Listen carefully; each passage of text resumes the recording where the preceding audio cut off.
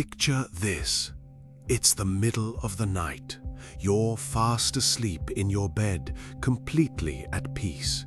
You think your doors are locked, your windows are shut, and that you are 100% safe inside your own home. But are you really? What if I told you that right now, at this exact moment, a pair of eyes is staring at you from the pitch-black corner of your bedroom, watching you breathe? And what if every single time you leave the house, someone slips inside, sits on your bed, drinks half the water from the glass on your nightstand, and sets it right back down? Tonight, I'm bringing you 3 terrifying true horror stories that will make you double-check your doors and windows over and over again before you even think about going to sleep. Especially that last story, where a victim found out 4 years later exactly who that invisible person inside their house really was. Buckle up, because tonight's stories aren't about ghosts or monsters. They are terrifyingly real events that happened to real people. Let's dive in. I'm a 21-year-old college student, and I'm currently back home for the summer. To be completely honest with you, I haven't been able to sleep for the past 4 days. This overwhelming, suffocating sense of dread has just completely taken over my life. And the worst part? It all started just 2 weeks ago because of a completely innocent, everyday routine. I usually go to this local mom and pop bagel place right by my house. I am a creature of habit, so I always buy the exact same thing, and sometimes I'll grab a dozen bagels to bring home for my family. It was a weekday, around 10 a.m. when I walked in. The place was pretty empty, except for a young guy working behind the counter. He looked to be around 24 or 25. As soon as I stepped inside, he greeted me, but there was something off about his energy. He was watching me intensely, like his eyes were locked onto me the entire time. It made me a little uncomfortable, but I brushed it off, figured he was just being attentive, and gave him my order. Then I reached into my wallet to grab my credit card. As I pulled it out, my hand slipped, and all of my spare change fell out, scattering all over the floor.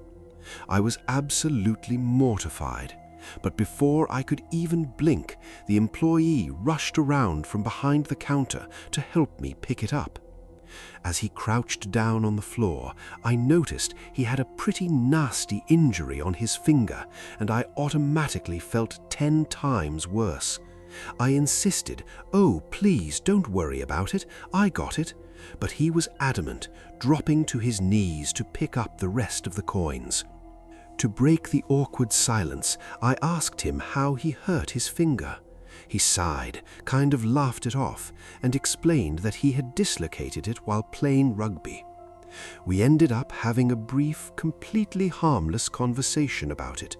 How long he'd been playing, what position, where he played. It felt totally innocent. I paid, thanked him, wished him a nice day, and walked out. I thought that was the end of it. Later that afternoon, I was chilling in my room and checked my Instagram notifications. I saw that someone new had started following me. Mindlessly, I clicked the notification, and the second the profile picture loaded, my stomach dropped. It was the guy from the bagel place. I sat there, completely baffled. My mind started racing because, logistically speaking, I didn't know how he could have possibly found me. My socials are just my first and last name, so yeah, if someone really wants to find me, it's not that hard. But he had to know my name first, and I never said it.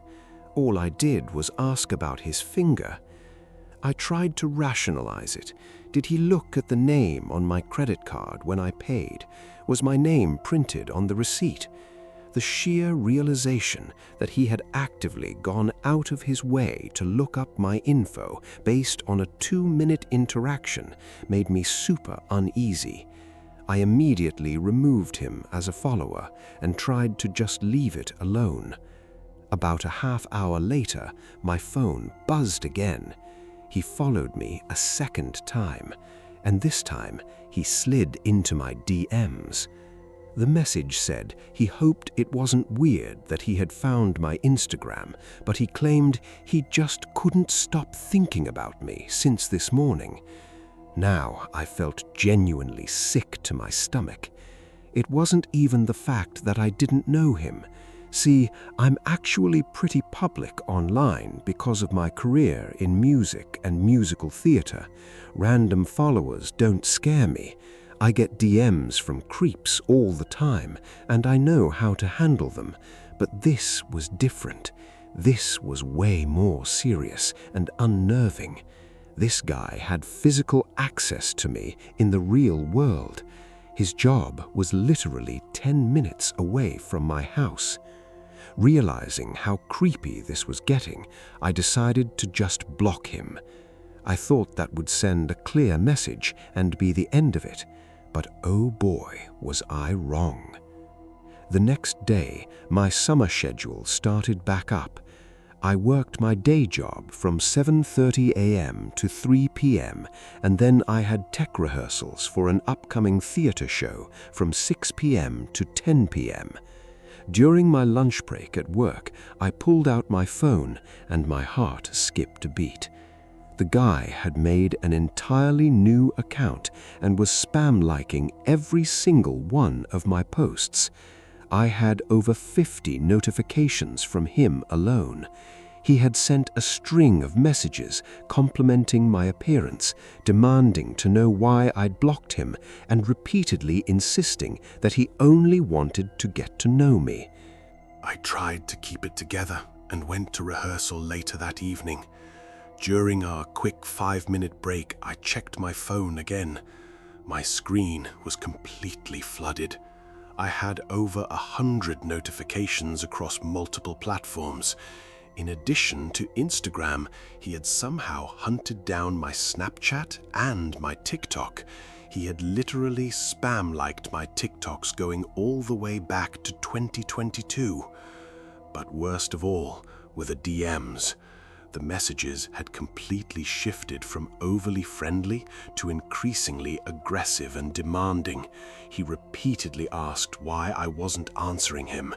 He complained about having to constantly make new accounts just to talk to me. Then things took a dark turn. He messaged saying, "You looked so pretty today." He mentioned seeing me on Hinge and questioned why I hadn't matched with him yet. And eventually the messages turned into angry caps lock demands for a response. My heart was racing as I stood in the wings of the stage, completely frozen, trying to process everything. What was this guy's deal? I felt completely helpless and violated. For the rest of rehearsal, I was a total mess, spiraling into a panic until we finally wrapped up at 10 p.m. I walked out of the stage door, gripping my car keys tightly between my knuckles. The parking lot was nearly pitch black. I was only a few steps out when I suddenly froze in my tracks. Something had just moved by my car. I stopped and squinted into the dark. Like I said, I'm nearsighted, so I couldn't see perfectly, but from what I could make out, it looked like the silhouette of a man hovering directly around my driver's side window. Panic took over. I bolted back inside through the stage door, slammed it shut, locked it, and raced down the hallway to find anyone. I ended up running into Finn, our head stage manager. My hands were shaking so badly I could barely form words, but Finn managed to calm me down enough so I could tell him everything. He immediately said, "Stay here, I'm going to go check it out, and then I'll walk you to your car." I sat in the green room, trembling, waiting for him to come back. Right then, my phone buzzed. another DM. The message read, "You look good in blue." That was it. That completely broke me. I started crying uncontrollably, completely terrified out of my mind. I was wearing a blue top for rehearsal that day. He was out there. He was watching me through the windows. Finn, who was an absolute angel, came back and stayed with me until I calmed down, promising he wouldn't leave my side. As we walked out into the freezing, pitch-black parking lot, my nerves were completely shot. I kept looking around, praying he wasn't going to jump out from the shadows. There were so many places to hide, behind the big dumpsters, behind the trees, the fence in the back. Finn walked me right up to my driver's side door. I reached out to open it, and that's when I saw it. 2 distinct, smudged handprints pressed flat against my driver's side window. I wasn't being paranoid. I hadn't imagined it. He had really been standing right there, leaning against my car, looking inside. But how did he find the theater? Then a wave of self-hatred hit me. My Instagram story. Earlier that day, I had proudly reposted the theater's cast announcement, which had the exact location and dates. I was going to kick myself. I was going to be at this theater all week, and now this psycho knew exactly where to find me. For the next few days, Finn walked me to my car every single night after rehearsal, just to ease my mind. But I couldn't rest. I was a sleepless zombie. If he could find the theater, what was stopping him from finding my workplace or my house? When would he stop? I did everything I could to cover my tracks. I stopped posting on my stories until I was safely locked inside my house. I took completely alternate routes to work. I warned the theater staff about him, and obviously, I stopped going to the bagel shop. But my absence only made him angrier. He started blowing up my phone with furious DMs. The messages complained that I had stopped coming into the shop. He asked where I had gone. He questioned why I was no longer parking in my usual spot at work. He kept demanding to know where I was, and eventually he sent a chilling warning. "I can easily find you." At this point, I was genuinely debating whether I needed to involve the police or if I was just being dramatic. Was a bunch of creepy messages enough for them to actually do anything? Soon enough, opening weekend arrived. I was terrified he was going to show up in the audience. I made sure to stay backstage and never went out to the lobby after the first 2 shows. After the Saturday matinee, one of my friends in the cast came back to the dressing room to find me. She was holding a massive bouquet of flowers. She smiled and said, "Hey, someone came to see you and left these for you at the box office." My stomach turned. I felt a fleeting hope that maybe one of my real friends had dropped by as a surprise. But then I saw the note attached to the plastic wrap. It was from him. The note read, "I was so disappointed that you didn't come out to see me after the show. You haven't returned for bagels, and you're no longer parking in your usual spot at work. But I will be patient. These roses will look lovely in your bedroom. And by the way, you don't need the stage manager to walk you to your car anymore, because you have me." That was the absolute last straw. I snatched the flowers and the note and walked straight to theatre management, crying and shaking. When the producers investigated, they found out something horrifying. A young girl they had recently hired to work the box office had actually let him into the restricted backstage area earlier. He had smoothly told her that I was his boyfriend and asked where I usually exited after the show so he could surprise me. But worst of all, The box office manager checked the ticketing system. This man had purchased tickets for every single night of the show's entire run. He was planning to sit in the audience and watch me every single night. The director immediately called an emergency meeting with the entire cast, crew, and security staff to explain the situation. The theater officially banned him from the property, blacklisted his name, and voided all of his tickets. Security guards were stationed at every entrance for the rest of the weekend. Thankfully, I haven't heard anything from him since that day. I am currently in the process of trying to file a formal restraining order against him, just to have a legal paper trail in case he ever decides to resurface. I'm just constantly praying that he finally backs off, goes away, and leaves me alone for good. This next story took place back in 2018. And to give you some context, I live in Northern Ireland. My neighborhood is pretty quiet, but right across the street from my house, there's a small row of local shops. At the very end of this strip mall setup was a 24-hour pharmacy. It was literally the very first storefront you'd see whenever you turned down my street. Anyway, it was about 2 a.m. on a weekend, and I was driving back home from a friend's place. The roads were completely dead, pitch black, and all I could think about was crawling into bed. I was exhausted, totally on autopilot for the short drive home. But as I got closer to my street and started slowing down, a figure standing outside the pharmacy caught my eye. At first glance, I really didn't think twice about it. In a neighborhood like mine, you just assume it's someone drunk stumbling home from a pub, or someone out for a late-night walk. But as I got closer to make the turn onto my street, I realized the person hadn't moved a single inch. They were dressed entirely in black, head to toe, and were standing on the pavement directly in front of the pharmacy's glass doors. Even from inside the safety of my locked car, something just felt incredibly off. The vibe was wrong. See, I've lived on this street for most of my life, and over the years, I'd heard rumors about attempted break-ins at that specific pharmacy. It suddenly dawned on me, I might be looking at a burglar caught in the act, about to smash the window.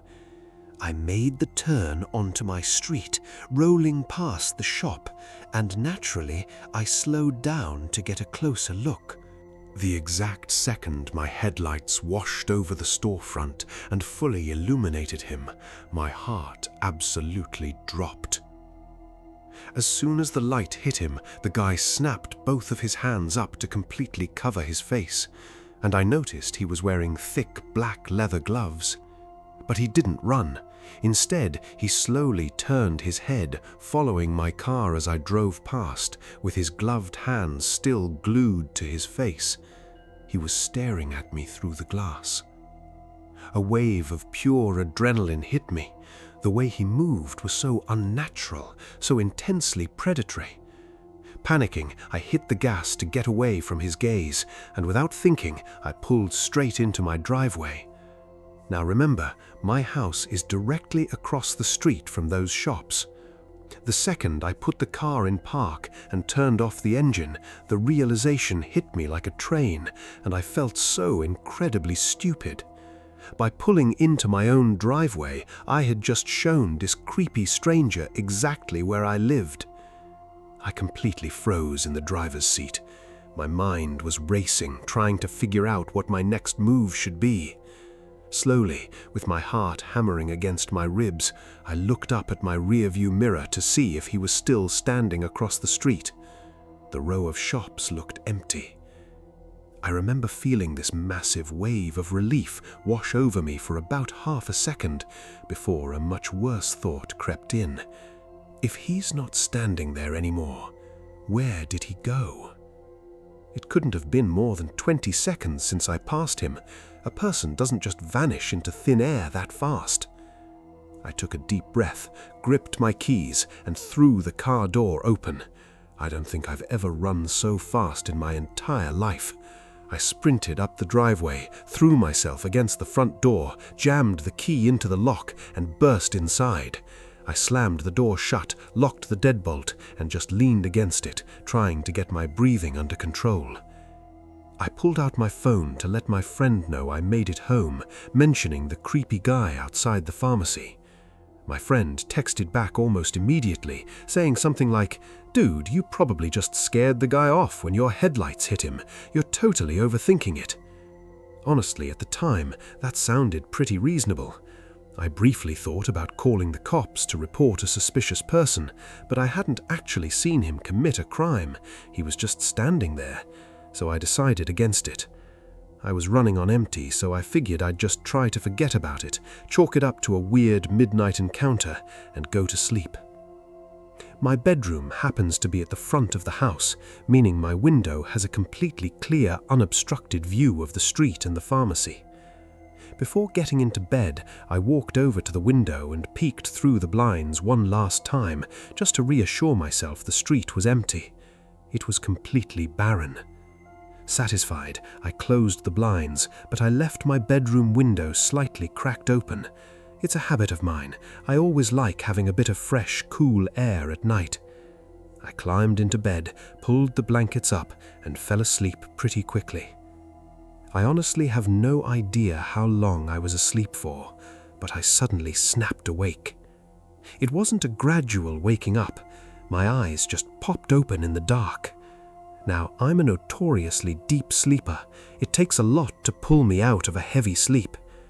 I lay there in the pitch-black room in complete silence for a few minutes, slowly looking around, trying to figure out what subconscious noise had jolted me awake. And then I heard it. Someone was humming. It was very faint at first. I stayed completely still, paralyzed, just listening. A few seconds later, I heard it again. A slow, casual humming, like someone just lazily whistling a tune to pass the time. And it was coming from right outside my window. I shakily reached for my phone on the nightstand to check the time. It was 3:30 a.m. My entire body went numb. Why on earth would someone be standing outside my bedroom window, humming in the middle of the night? I tried desperately to convince myself that maybe it was just a random pedestrian walking past the house on the sidewalk. But deep down, in the pit of my stomach, I already knew the truth. Then, the terrifying realization hit me. My window was still cracked open. I cannot adequately describe the sheer, paralyzing horror of lying there in the dark, knowing that a stranger is standing only a few feet away from you, separated by nothing but a thin pane of glass and a screen. If this person really wanted to, they could easily force that window open and be inside my room in seconds. I was completely alone in the house. If he came through that window, there would be nothing I could do. My mind was in absolute overdrive as I tried to come up with a plan. I knew if I tried to call the police right then, the guy outside would definitely hear me speaking and know I was awake. I decided the smartest thing to do was to quietly get up, lock the window first, and then run to the kitchen to call 911.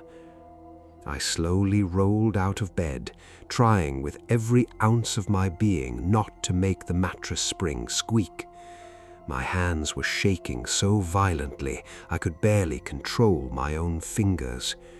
I crept up to the window and reached out to pull back the blinds.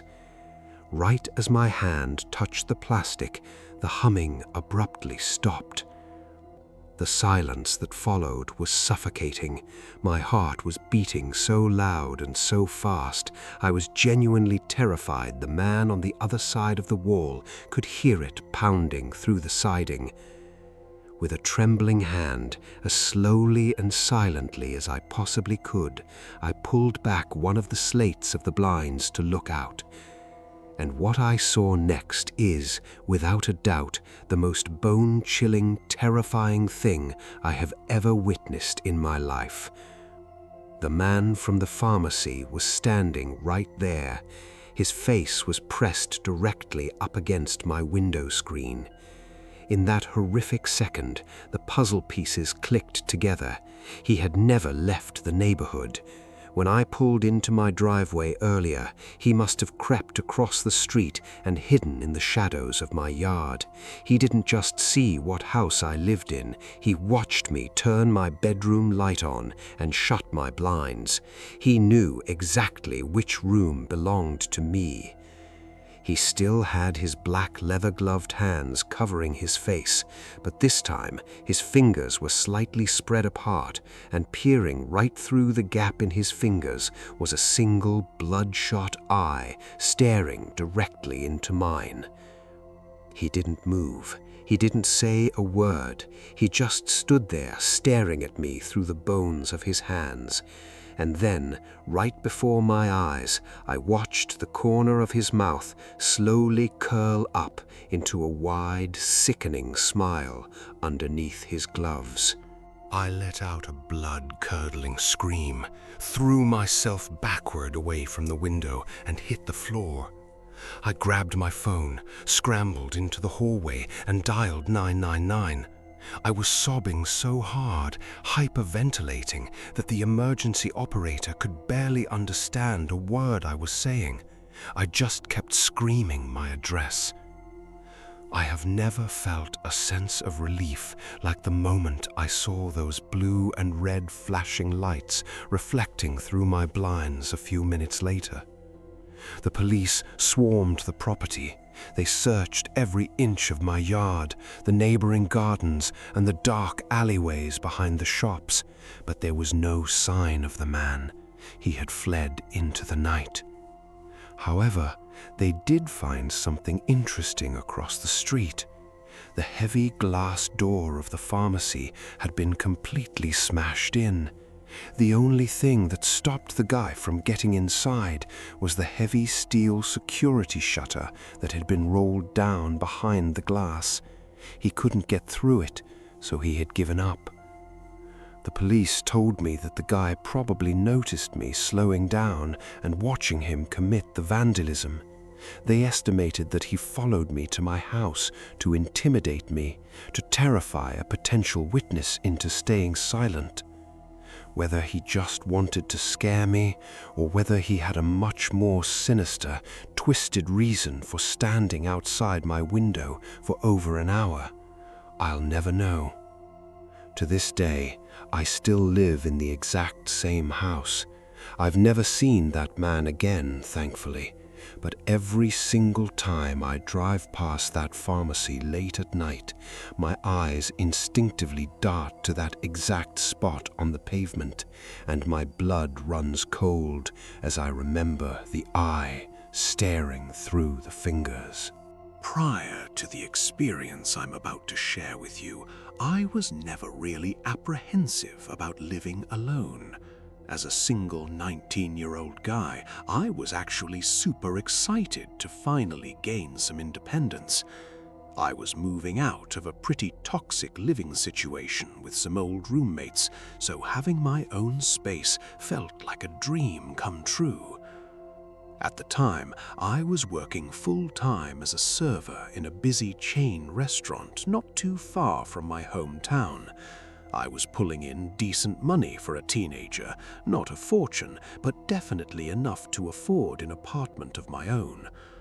Luckily, I found an apartment complex just down the road from my job. It seemed safe enough, convenient, and most importantly, affordable. Now, apartments in my price range usually meant you weren't getting the most well-behaved neighbors.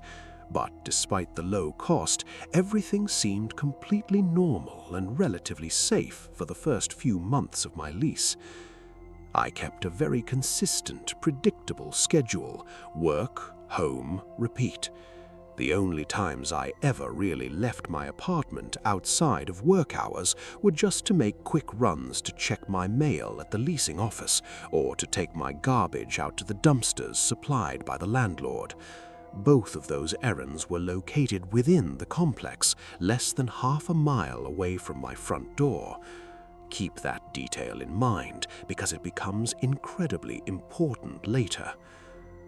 After those first few peaceful months of living on my own, I started noticing strange things happening inside my apartment. Things that, no matter how hard I tried, I just couldn't logically explain. It started one afternoon when I arrived home after a long shift at work. The moment I stepped through the front door, I instantly felt like something was off. It wasn't necessarily that classic feeling of being watched, but more like a heavy intuition that someone had just been in my space while I was gone. The energy in the air was just completely different. My apartment was on the second floor, so you had to walk up a flight of stairs right inside the entrance before the space opened up into the living room and the connected kitchen. As I reached the top of the stairs and approached the living room, my jaw completely dropped. There, stamped clearly all over the beige carpet, were very large, man-sized, muddy footprints, and they led directly from the stairs straight into the kitchen. Call me stupid, but my adrenaline kicked in and I went straight into the kitchen to see if someone was still standing there. It was empty. The kitchen offered absolutely nowhere for an adult to hide, so I frantically searched the rest of the apartment, checking the bedroom, the bathroom, under the bed, inside the closets. Nothing. No one was there. Next, I took a quick inventory of all my valuables. I looked for my laptop, my gaming console, the cash I kept lying around, but absolutely nothing was missing. That almost confused me even more than if something had been stolen. If it was a burglar, why didn't they take anything? I immediately called the leasing office to see if any maintenance workers had been scheduled to be in my apartment that day. They weren't exactly the most professional management company, so I figured maybe they just forgot to give me a heads up, but the woman at the leasing office confirmed exactly what I was dreading. No maintenance workers had been authorized to be in my home that day. I ended up calling a buddy of mine who lived a few streets over in the exact same complex. I told him everything, shaking as I explained the footprints, but he just chalked it up to me being paranoid. He literally laughed and said I probably just walked through the house with muddy boots on earlier and forgot about it. But I knew I hadn't. I knew I wasn't crazy. A few days passed without any major incidents, but I made sure to pay extra close attention to locking every single door and window before I left. It brought me a temporary peace of mind, but just when I thought I could finally move on from the footprint scare, things got significantly worse and way more bizarre. I started noticing subtle, non-threatening, but deeply disturbing changes in my apartment. For instance, I bought a brand new gallon of water and put it in the fridge. I went to work, came home, and found the jug sitting out on the kitchen counter, uncapped and half gone. Another time, I came home from a late shift and found that my central heat had been cranked up to the absolute highest possible setting. It was summer. I was responsible for paying the heating bill, so I know for a fact I would never do that. Every single time something like this happened, I would call my friend, completely losing my mind, telling him someone was breaking in, and every single time he gave me the exact same response. He told me I was just being paranoid, that I was extremely forgetful, and that I was doing these things myself and forgetting. After all, he argued, what would an intruder be doing hanging out in my apartment? I was a server, so I constantly had stacks of cash and loose tip coins sitting right out in the open on my counter, yet not a single penny ever went missing. I also had expensive electronics lying around. If someone wanted to rob me, they had countless opportunities, but they didn't. After about 2 months of this constant psychological warfare, with absolutely no physical evidence to bring to the police, I actually started to believe him. I started to think that maybe I was going crazy. Maybe I was just sleepwalking or suffering from extreme memory lapses. Nobody believed me, and I couldn't prove a damn thing. Until one hot summer night. I arrived home after a brutal late shift at the restaurant. It was around 11 p.m. and the complex parking lot was pitch black. I walked up to my building, keys in hand, completely exhausted. But as I reached out to insert my key into the lock, my heart stopped. My apartment door was already cracked open. Not wide open, but just shy of being completely clicked into the frame. It was definitely not closed, and it was definitely not locked. Now, I might have been a bit scatterbrained at 19, but there was no way in hell I would go to work for an 8-hour shift and leave my front door unlocked and open. I had recently adopted a kitten, and he wasn't allowed outside. Despite my better judgment and what any horror movie would tell you to do, I pushed the door open and went inside alone, terrified that my kitten had escaped or that someone was waiting for me. Thankfully, the kitten was fine and the apartment was empty. But at that exact moment, I knew with 100% certainty that I wasn't crazy. Someone was actively coming into my home. The next day, I decided to test a theory. Every single time I left my house, no matter if it was for an 8-hour shift or just a quick 2-minute run, I started placing a small piece of clear tape across the very bottom of the door and the door frame. If it was unstuck or broken when I got home, it meant the door had been opened.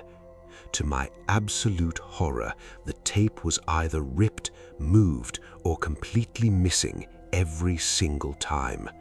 This was my proof. Someone wasn't just breaking into my apartment once in a while, they were doing it constantly. And that was just the beginning. Soon, I started coming home from those very short trips, like just walking down the hill to throw out the trash or check the mail, and I would find my front door standing wide open. I was left with no other choice but to believe the absolute worst. Someone wasn't just breaking into my apartment, they were actively watching me. They knew my schedule down to the exact minute. Fear and suspicion quickly turned into absolute blind rage. Rage that someone was violating my home, rage that nobody believed me, and rage that I couldn't catch this person. I finally called the police and started filing official reports. The cops told me that since nothing was stolen, they couldn't do much, but it was good to build a paper trail of evidence just in case the guy ever got caught. Months went by, and I was no closer to finding the truth. The stalking became so frequent that I literally just expected my door to be open every time I came home. I tried desperately to break my lease, but the leasing office was completely useless. They refused to let me out of the contract or offer any security assistance. I felt completely trapped. It wasn't until one afternoon, when I was finally relaxing at home on my first day off in weeks, that the situation hit its breaking point. I looked over at my TV console and my heart skipped beat. My gaming system, my controllers, and several other expensive electronics were completely gone. Honestly, it sounds messed up, but that was my first win, my first major "I told you so" moment. I know it sounds crazy to be happy about having your stuff stolen, but for the first time in months, nobody could deny that someone had been inside my apartment. The literal theft made it feel so much less creepy than the thought of a strange man just hanging out in my living room, doing God knows what while I was gone. I immediately called the police, and then I called my friend. When the police arrived and took the report, my friend stood there in my living room, completely flabbergasted. He looked so incredibly guilty and was violently apologetic for gaslighting me for months. After that, he started keeping a super close eye on my place, even letting me borrow his large dog to act as home security while I was at work. Thankfully, nothing else happened after that. I finished out the remaining few months of my lease, packed up my things, and moved out, never finding out who the perpetrator was. Fast forward 4 years later, I met the person who was now my spouse. We were looking for a cheap temporary apartment to rent, and even though I had vowed never to step foot in my old complex again, we figured it would be fine. Things would be totally normal since we were living together, and it had been years since my creepy experience. And at first, we were right. Everything was peaceful and normal. Until one afternoon, I was carrying a load of groceries in from the car when I was suddenly stopped on the sidewalk by one of the complex's maintenance workers. He looked right at me, called me by my actual name, and pointed directly at my old building. He asked, "Hey, didn't you used to live in that apartment right over there a few years ago?" I froze on the sidewalk, the grocery bags slipping in my hands. A cold sweat broke out over my neck. I was completely freaked out that this random guy not only knew my name, but knew exactly which apartment I had lived in years prior. Instinctively, I went into defense mode. I lied and said, "No, that wasn't me. How do you even know my name?" He replied, "Oh, the leasing agent lady in the front office told me who you were when you signed the new lease." I took a giant step back from him because I was genuinely getting freaked out. But then, noticing my suspicion, he followed up with the information I had been waiting 4 agonizing years to hear. He looked around, lowered his voice and said, "Look, I'm only asking because a former maintenance worker of ours was actually just fired and arrested a few weeks ago. The cops caught him breaking into several women's apartments using his master keys. And honestly, looking at the logs, we think you were one of his original victims." Standing there in the sunlight, a massive wave of pure terror and intense relief washed over me all at once. Everything made perfect sense.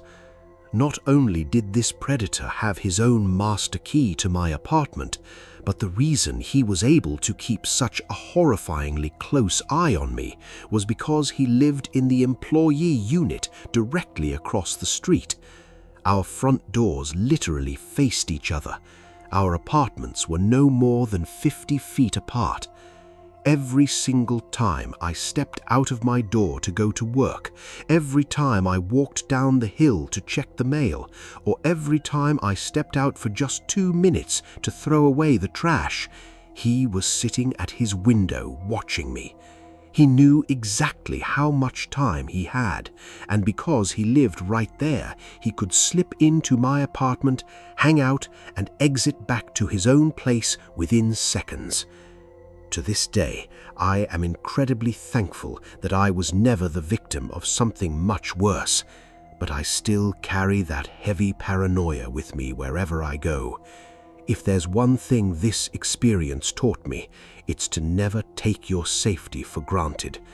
Always trust your gut and always trust your instincts, because it is always, always better to be safe than sorry.